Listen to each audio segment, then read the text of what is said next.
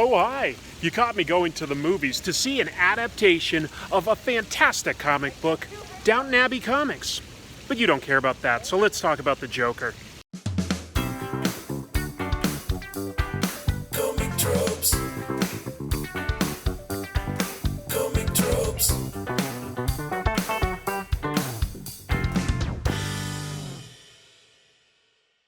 Hello, welcome to Comic Tropes. I'm your host, Chris. Today, I want to talk about the Joker. He's one of the most iconic villains in all of comics. And on top of that, he really is one of, if not the, best opposites of the title protagonist, in this case, Batman. But Joker doesn't have any powers to speak of, any superpowers, and on top of that, his ambitions are far from epic. He does not want to take over the world. Instead, he's a guy that just wants to sow chaos and discord. He wants to point out hypocrisy in the world. But the Joker has evolved over the decades, and perhaps that's part of his staying power. He's represented the fears that we have as a society at any given time. So he's been everything from a serial killer to a prankster to a gangster.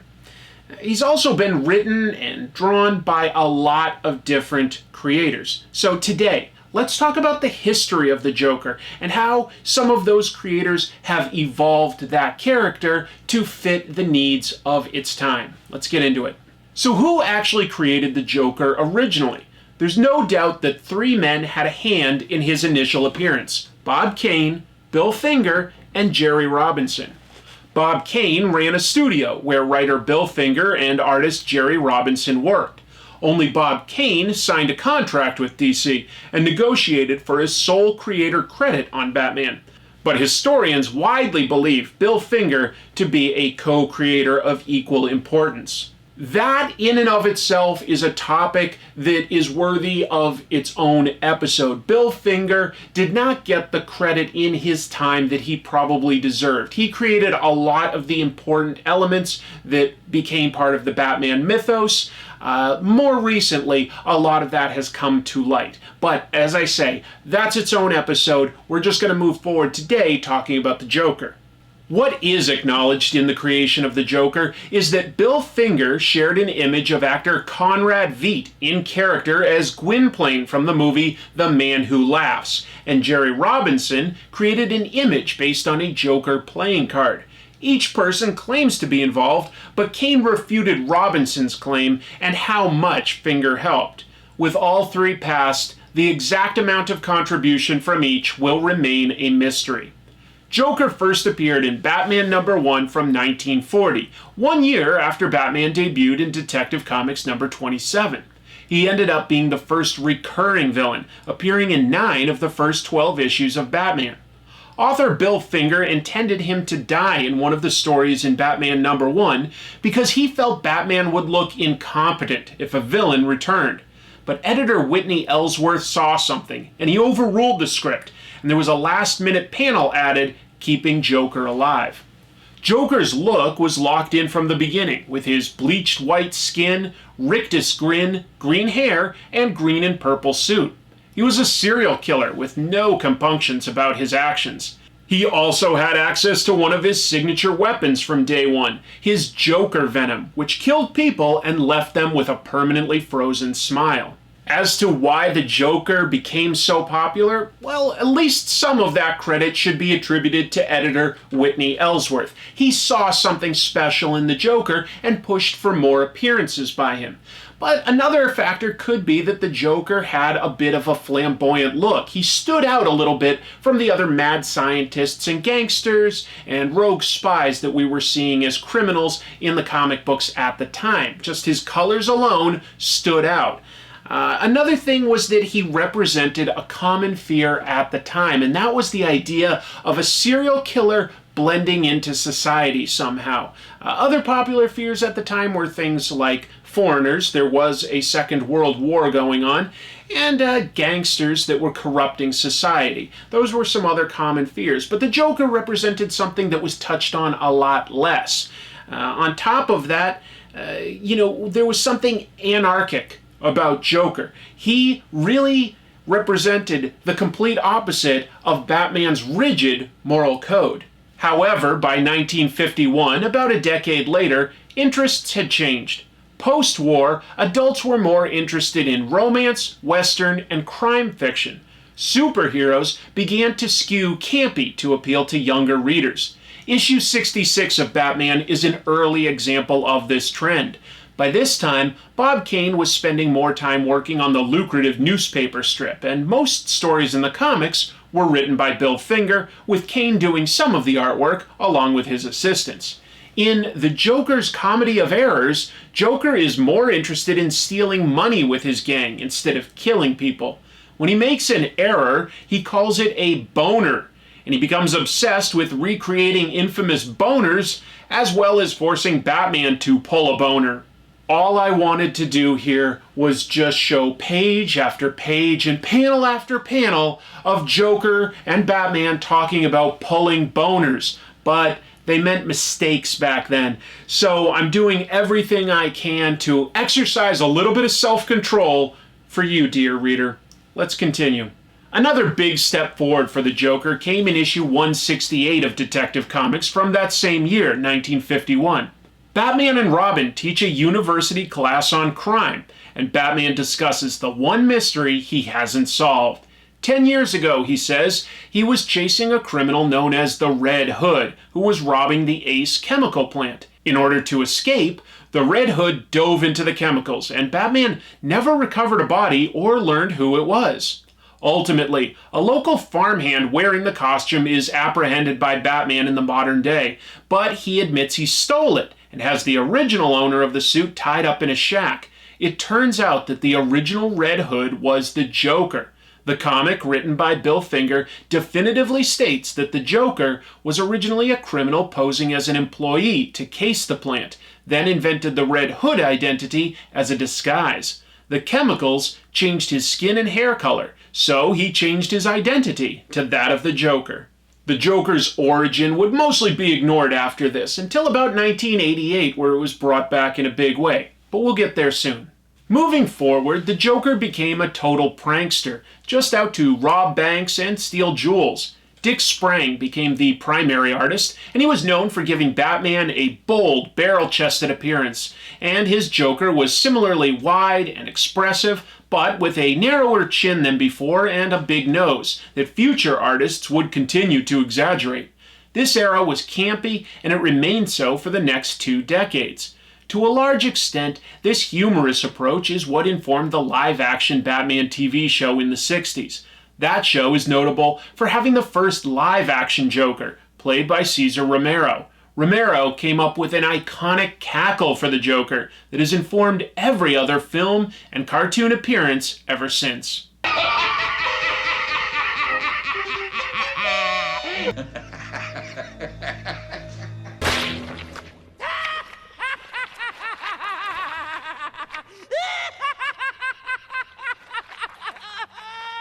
I'm a man of my word. In the early 70s, the Batman editors decided to give Batman a more serious tone. Writer Denny O'Neil and artist Neil Adams were young and had lots of big ideas. One thing they did was to give Joker an edge. Batman number 251 from September 1973 featured the story Joker's Five-Way Revenge. In this story, Joker makes his way through Gotham City, murdering 5 of his henchmen who he feels failed him. The story brings back the idea of Joker's venom, which causes his victims' faces to tighten into rigid smiles as they die. He's a killer again, and he's redesigned by Neil Adams with a tall, lanky frame and tailored suits. On top of that, he has an opportunity to kill Batman, but he feels it wouldn't be fun to end him so easily, and instead puts him in a death trap with a shark. This is probably my personal favorite Joker story. It's not exactly epic, but it's tightly paced, it's efficient, it features a Joker with a really unknowable motive that only makes sense to him, and he's got an edge and he's scary again. He's a little bit funny, which helps, and of course it features Batman fighting a shark. You can't beat that, folks. The Joker's popularity had grown thanks to the Batman TV show, cartoon appearances, and his use in the recent comics. So in May of 1975, DC launched a Joker comic book. It's notable as the first superhero comic to star a villain. It only lasted 9 issues though. Because of the comics code, the title character wasn't allowed to kill anyone, and because he was a villain, he had to be arrested by the end of each issue. It featured some clever stories and some great artwork by creators like Jose Luis Garcia Lopez, but it wasn't what fans wanted out of the character. By 1978, writers were again working to make Joker a threat, and an unpredictable one at that. Steve Englehart wrote the Laughing Fish story for Detective Comics number 475, in which fish are turning up with the Joker's face. It's all part of the Joker's plan to use his Joker venom on fish, then attempt to secure a copyright on his likeness so that he can collect money on all fish sales. When the Copyright Office won't grant his insane request, he begins a vendetta to hunt down anyone who has blocked his idea. 10 years later, the graphic novel The Killing Joke was released, which many consider the definitive Joker story. Written by Alan Moore and featuring beautiful artwork by Brian Boland, it recounts a story primarily from the Joker's point of view.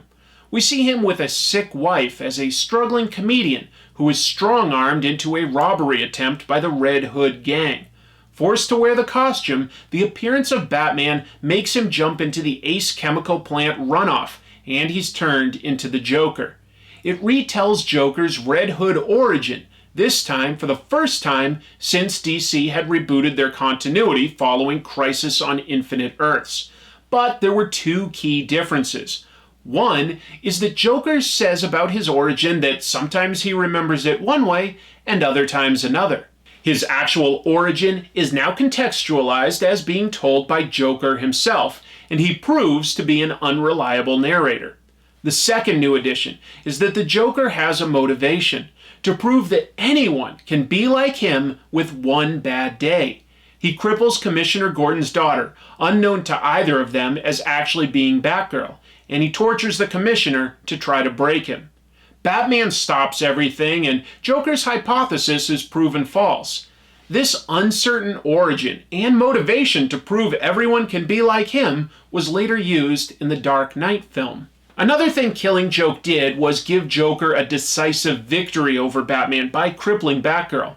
Other stories following this attempted to similarly boost his profile, like when he killed the second Robin, Jason Todd, in the Death in the Family storyline, featuring some great artwork by Jim Aparo, where he probably gave Joker his biggest nose and chin ever. Another act like this was when the Joker killed Commissioner Gordon's fiancée, Sarah, during the No Man's Land storyline. Another graphic novel featuring the Joker heavily came out the following year. I'm talking about Arkham Asylum by writer Grant Morrison and artist Dave McKean. It featured a rioting inmate population in Arkham Asylum. Joker was leading that. He's a big part of that storyline. In fact, Morrison contextualizes him differently. He says that Joker is actually hyper sane and that he actually reinvents himself with a slightly new personality every single day in order to cope with the world. No other writers really touched on that idea except for Morrison himself when he became a monthly writer for Batman a couple decades later. That said, we are looking at the idea of analyzing exactly how Joker's psyche works, because he definitely does not fit the pattern of any clinical definition of insanity. He breaks every boundary every time you try to box it in. So that idea of analyzing the Joker's sanity has been played with by other writers, sometimes going so far as to propose what would Joker be like if he was sane. In November of 1994, writer J.M. DeMatteis told an ambitious 4-part story in Legends of the Dark Knight from issues 65 through 68. The arc was called Going Sane, and Joker catches Batman in an exploding shack. He believes he's finally killed Batman. Without his adversary, Joker recreates himself as Joseph Kerr and finds love. But when Batman reemerges, having survived, he returns to his life as the Joker. This explicit need to exist only in opposition to Batman is rendered its most explicit in Going Sane, but reappears in other stories like the recent White Knight books by Sean Gordon Murphy. More recently, Joker has been presented as more extreme than ever. DC once again rebooted its continuity following their New 52 storyline in 2011. In Detective Comics, written by Tony Daniel, Joker has villain Dollmaker surgically remove his face, vowing that it represents his rebirth. About 2 years later, in October 2012, writer Scott Snyder kicked off a 2-year-long story arc in the Batman titles called Death of the Family. Joker emerges with a plan to systematically eliminate everyone Batman relies on, from his sidekicks to the police. The Joker now wears his own face as a mask. He's back to his roots as a serial killer, but more gruesome and terrifying than ever before. By the end of the story, he's had a dose of chemicals that allowed his face to heal, and he currently exists as whatever can count as the status quo for the Joker. What a journey for the Harlequin of hate, the Clown Prince of crime, Joker. He has gone from being a serial killer to a prankster and back to being a scarier serial killer. Along the way, a lot of writers and artists have found a way to position Joker as a thematic device to heighten Batman's heroism and his moral code. As to who the Joker was before he was the Joker, well, ultimately, that's unimportant. He kind of emerges into the world fully formed, and what is important is his effect on society and his effect on the protagonist, Batman. That said, there are some other Joker stories that I would recommend. Emperor Joker, where he becomes nearly omnipotent, features him going up against Superman. There is The Man Who Laughs by Ed Brubaker and artist Doug Mankey, which tells a summary of who the Joker is and features a title that alludes to his origins.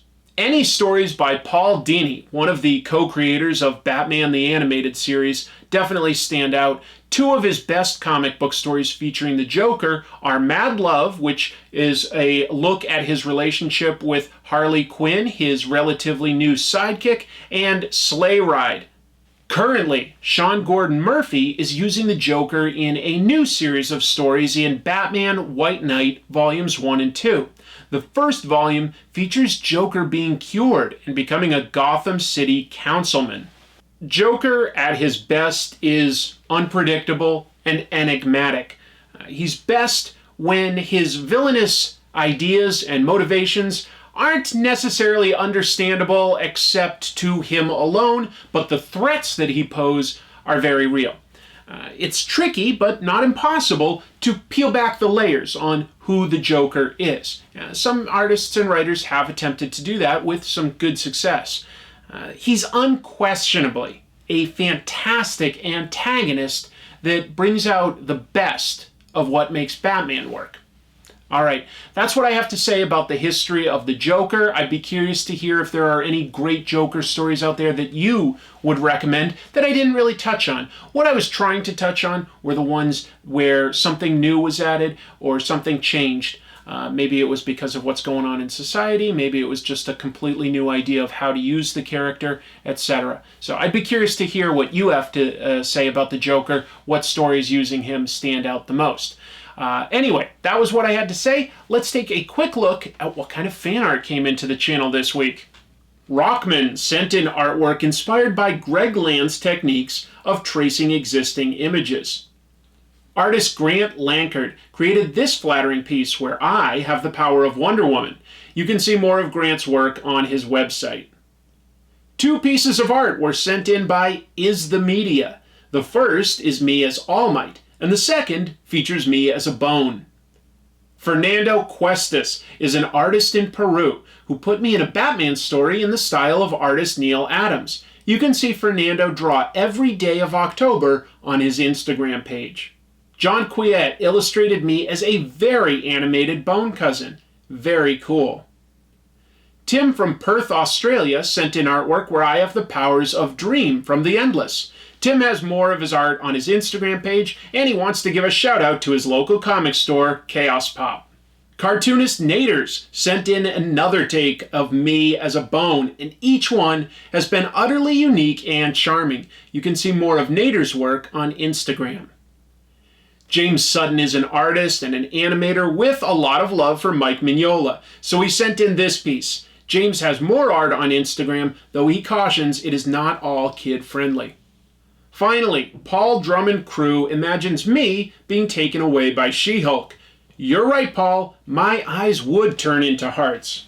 Thank you very much for sending in that fan art. It's always fun to look at. If you would like to submit some fan art to this channel, as long as it has something to do directly with comic tropes, I'm happy to feature it. Just send it in to this email address, comictropes@gmail.com. I will show it, and then I will draw a winner from the entrance that week to win a Gachapon prize that comes out of the Gachapon machine that was donated by Lunar Shine Store. So, I've got 9 balls in the hopper. Let's take a look at who wins this week. Spin it up. And let's see. This week, the winner is going to be number 5. Number 5 was John Quiet. John, I will get your contact information. I'm happy to send you a prize. Let's take a quick look at what you got. These are all, for now, Hellboy Gachapons, but I'll be going to Japan by the end of the year to get more Gachapon unique ones. Let's see, I'm going to pull it out here. It is, can I see what it is? It's hard to make out. Oh, I think that this is Liz Sherman with the fire powers from the Bureau of Paranormal Research and Defense.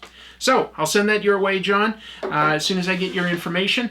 Folks, thank you so much for watching. I have some really exciting stuff coming up. Thank you to my patrons. If you would like to support this show, I have a Patreon. I also have a Ko-fi account if you would like to do a one-time tip. So those links are there on the screen. You can also read them in the description below. Keep in mind, I also have some Comic Tropes t-shirts that you can see below if you're watching this on YouTube. What else? I don't know. I'll put some links down below for some really good Joker stories that I think you might enjoy. So feel free to look into those. Joker's a really cool character, you know? I mean, he's not likable most of the time, but every once in a while you have to admit he's funny. I like the Joker best when he's scary, but I do have an appreciation for some of the campy stories in that era when Dick Sprang was illustrating his work. If you ever want to look up a really funny, weird story, look up, I don't know the exact name off the top of my head, but it has to do with the Joker inventing his own utility belts. It might even be called Joker's Utility Belt. Funny, funny story. So I hope you enjoyed this week, and until I see you next time, keep reading comics.